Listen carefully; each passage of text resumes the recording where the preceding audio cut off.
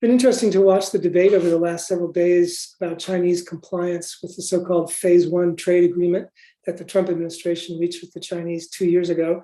The debate has focused on whether the Chinese are buying enough agricultural products from the United States, because that's sort of the headline agreement, the largest amount of money that's at stake in the short term, and therefore that's what the debate's focused on. And of course, the Chinese are not fully compliant there.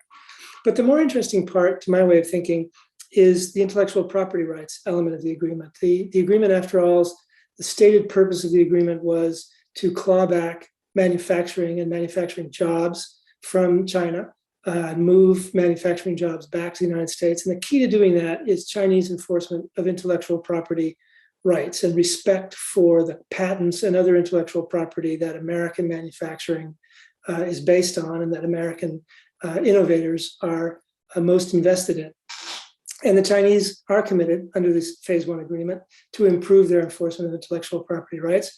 They have arguably done less to comply with those commitments than they have to comply with the agricultural commitments, where they've done little enough.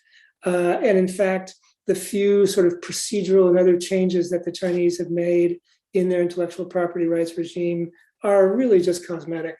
And the rate of forced transfer of intellectual property from American businesses to their Chinese partners has actually remained stable or increased over the last couple of years. So that's the real key to this agreement and the real key to getting back those manufacturing jobs that we've lost over the last 2 decades to China.